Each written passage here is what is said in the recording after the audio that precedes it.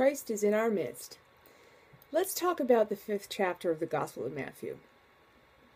And this past Wednesday, this was the reading that we had in the prison, and it was absolutely providential that it happened the way it did, that the lectionary lined up the way it did, because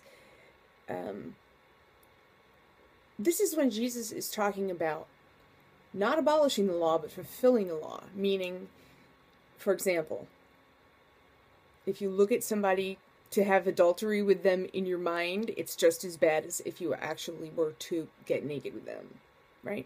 So he's raising the bar even more.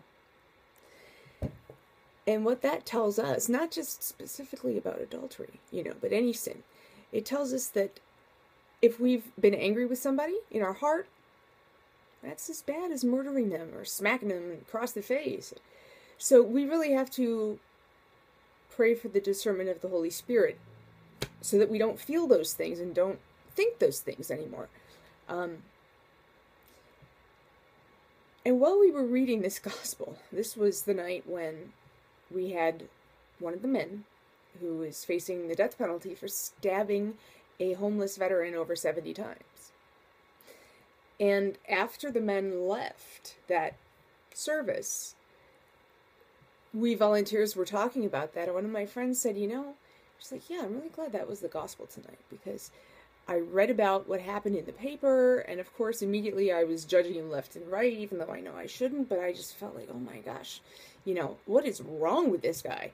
And then, here's the gospel, and he went, yeah, I really need to work harder at that, at not, hate it. You can hate what somebody did, but you can't hate them. So I thought that was extremely insightful, and especially coming from the person from whom it came, because he is an extremely pious, holy person. So it's kind of comforting to know that even these people that are just so orthodox struggle with it just like you and I do.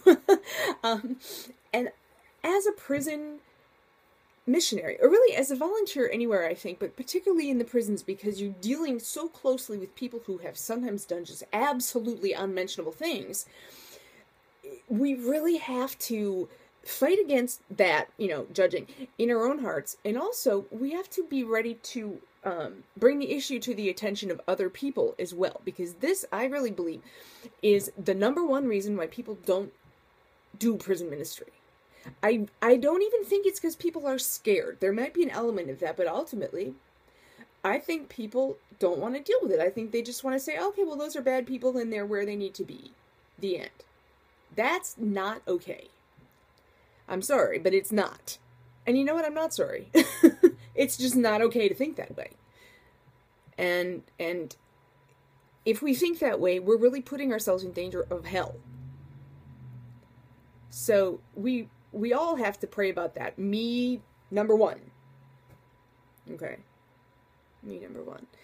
And again, it's providential that we had this gospel last week, because have I told you about my turkey file yet? I guess I haven't told you about the turkey file. Okay. A couple of years ago, when I started doing correspondence ministry, I started a file on my computer. It's called the turkey file. Now, if you know anything about the medical profession, turkey files are lists kept in emergency rooms of people who kind of go hospital shopping to try to get narcotic drugs. The people with back pain, right? And so that's the list of people that they're not going to give Percocet or, I almost said Imodium. Anyway, they're not going to give them the good drugs because they're drug addicts.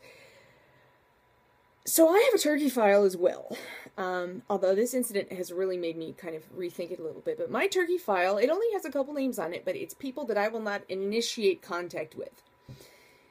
The reason for that is they're people that I believe could potentially be exceedingly dangerous, even from behind bars, and I believe that the risk is unnecessary. Because, of course, there's always going to be risks in evangelism. Always. Until the Lord comes back. But we are supposed to be wise as serpents and innocent as doves. So we have to say, okay, well, I don't want to be cavalier here with my life. So am I going to reach out to somebody that I think, It just might end badly, and I don't think it's worth it. No. So I have to pray about that. Most of the people on my turkey file are corrupt policemen who have been incarcerated for... the one that I'm thinking of specifically, he ordered someone, a hitman, to kill his wife. So the hitman's on death row, and so is this guy. Well, recently I received a letter in my P.O. box from somebody else on my turkey file. I almost dropped it when I saw it. I went, how the heck did this person get my name? And it turns out, when you write someone in a prison, okay, most inmates have contact with other inmates, unless they're in a supermax facility, and that's even the case on death row in some cases. I did not understand that about specifically the death row in Texas. I did not know that. I suppose it's a good morale boost. I'm not saying that that's bad. I wasn't thinking like that. So apparently, I have a couple other people that I write on death row in Texas. And I guess one of them gave my name to this new inmate who's very young. He was 19 when he arrived on death row. Can you imagine that? 19. And it took me over a year to write him back because his case is so exceedingly gruesome and horrible that I just couldn't deal with it. I kept his letter. I keep everything that people send me. I kept his letter. I read it many times, and I just thought, I'm not ready to write this person yet, because I just... You know what he did? If you don't want to know what he did, turn the video off now. He bit a 10-month-old baby to death. You did not mishear me. He bit a 10-month-old baby to death. His fiance's daughter. And you know what's even more shocking than that to me is there were absolutely no drugs involved. No drugs, no alcohol, nothing.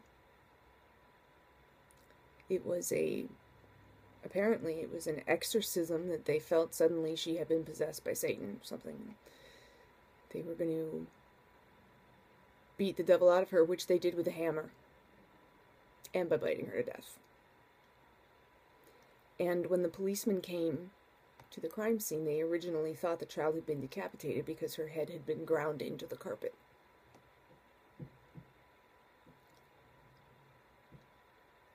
So that's why it took me a year to write him back. Because, when you Google his name, I'm not going to say his name, by the way, but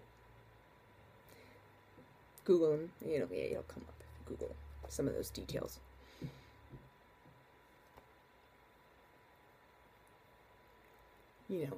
And when you do that, you're going to see pictures of this precious girl. They're not the crime scene photos. They're when she was alive.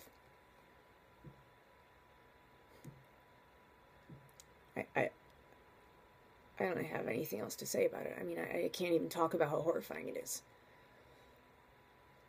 So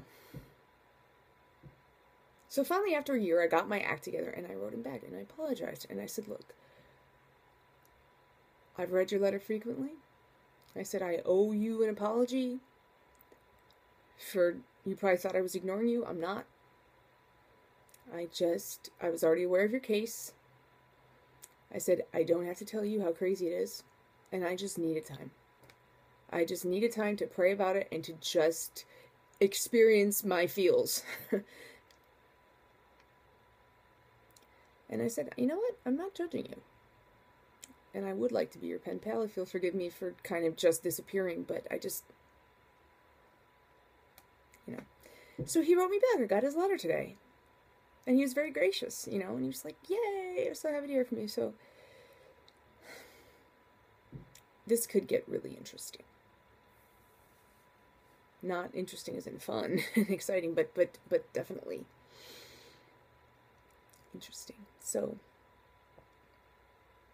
pray with me, please, that we can all overcome this addiction that we have to judgment and to hatred of other people.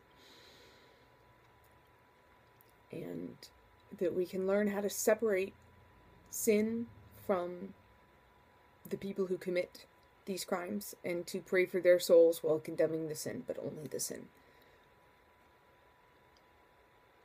It may help to remember, you know what? According to the Lord,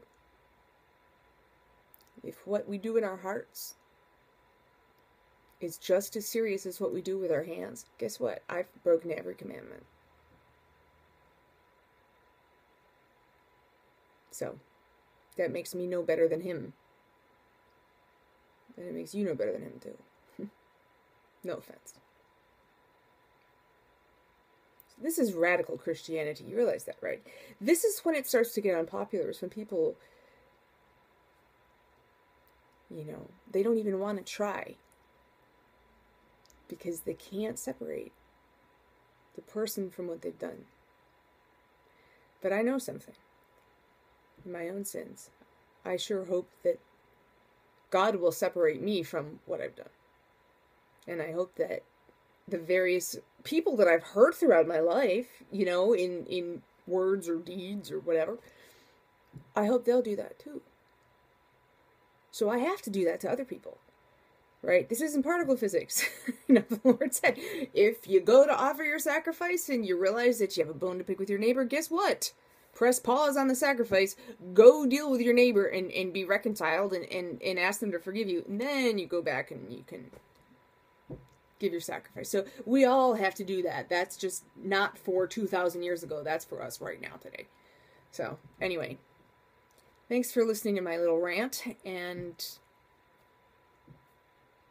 God bless you all. Thank you so much for subscribing and leaving comments. And there have been quite a few people who have left just really lovely, kind, generous messages. So thank you very much for that.